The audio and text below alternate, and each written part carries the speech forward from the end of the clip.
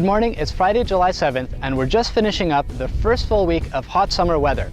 And well-established crops like these P006 T46R soybeans near Friedensfeld, Manitoba are absolutely loving this heat.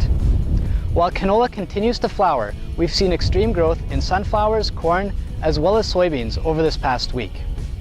As we've walked soybean fields, we've been seeing a little bit of defoliation, mostly due to green clover worms as well as some other caterpillars.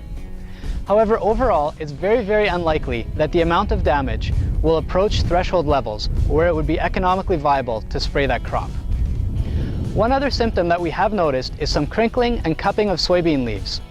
This symptomology is most often associated with herbicide damage, especially if dicamba or 2,4-D have recently been used on some of the neighboring fields. In some areas where we've seen this, the symptomology is uniform right across the field, and this would suggest that it's actually rapid growth syndrome in soybeans. The important thing to remember here is that if the newly emerging leaf tissue on a soybean plant exceeds the amount of damage, either from insects or a herbicide application, chances are these plants are recovering well, and we're unlikely to see a yield penalty at the end of the year. Next, we're going to try something different and meet up with one of the farmers from our area to discuss how things on their operation have changed over the last few years and what kind of opportunities they've been able to take advantage of. Hi, my name is Lyle Peters from Henervic Farms. Our farm is located in the Randolph area. Grandpa moved here in the mid-40s and started farming with his brother. And since then it's grown to 4 uncles and 4 cousins. And we have 18 employees. We farmed 7,600 acres this year of wheat and canola, soybeans and corn. And then we also have some pigs. We farm 3,000 sows farrow to finish and market approximately 80,000 hogs a year. We started growing corn in the late 90s and we had an 8-row corn planter. Moving forward, we eventually got to about 1,000 acres of corn, also still with an 8-row corn planter, and after that we decided that that was a lot of work in spring. So we moved to a 24-row, 30-inch corn planter. This year we have 2,000 acres of corn. We will be drying on 2 separate sites now with the addition of a St. Malo site that we bought over winter. That asset of the grain dryer has been a wonderful addition to our farm. It has allowed us to harvest some canola, beans and wheat sort of outside of the regular harvest window where we've been able to dry that crop, and also been able to plant more corn. Corn has been a very good crop on our farm with all the hog barns that we own and also that are in the local area. We've been able to utilize the natural fertilizer that we get from the hog farms. It's been a very good way to fertilize corn and been a very good way to grow very good corn in this area. For the first time this year, we tried some in-row nitrogen using Y-drops that a custom applicator put on for us. And so we're hoping that we have some good in-crop success with the additional nitrogen added. There's been a huge difference in the size of machinery, horsepower of tractors, and that's something that has made us be able to farm a lot more acres. And so the hours are still there, but you cover so much more territory.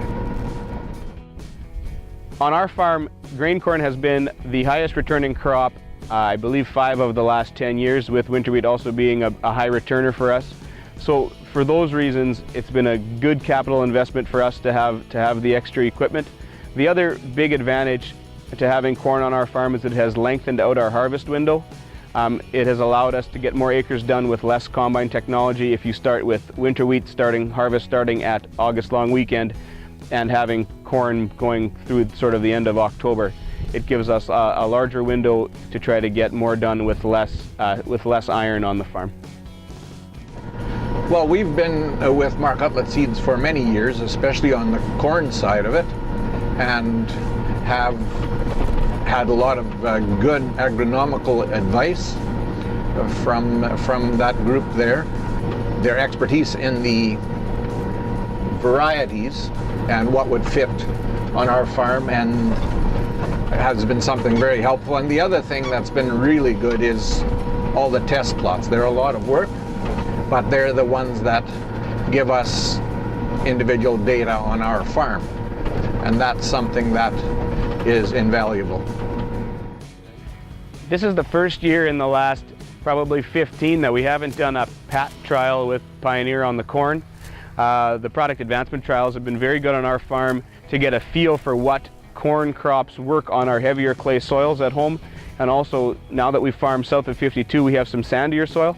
So it has been a way to get a feel for which varieties can work in the different soil types. On soybeans, we have done strip trials with Marc, I believe, each of the last 3 years, where we've had a few units of different varieties from Marc, and we've seeded them and flagged them and weighed them out at harvest. And it's been a good way, again, to get a feel for which beans work, again, in our heavier soils and also in the lighter soils, and also to get a feel for the Pioneer brand beans, which we hadn't seeded 3 or 4 years ago, and this year we have a good number of Pioneer beans. That's the one that really surprises me, because we used to think that that was just a crop you could grow down south, and now there's so much advancement in seed that we can grow them here. And partially it is to keep fertilizer costs down for people, and they've been a very reliable crop in our wet cycle here. Whereas other crops have sometimes struggled, and the soybeans for some reason have managed to survive those heavy rains and the water pounding. Having research done in our home province is also helpful, because we do have a very different climate, even have different subclimates in different parts of Manitoba, but if you can do some of the research locally, that makes a big difference on how we would trust the seed. The changes in technology on the chemistry side has affected our farm lots. Having all of the different resistant canola, soybeans, and corn has created bigger windows for herbicide application, has created cleaner fields, and has created just an ease of application for us. It's been wonderful to have bigger windows, and it's amazing how good glyphosate and those type of technologies work on weeds. The straight cut technology in canola has affected our farm quite a bit. We tried straight cutting canola for the first time in 2008, and by 2010 we were exclusively straight cutting. In between we tried lots of things. We tried Roundup, we tried Roundup in heat, we tried Reglone, and we have now settled on Reglone being the best desiccant for our farm. We like the speed with which it dries things down and the fact that we can go and combine right away.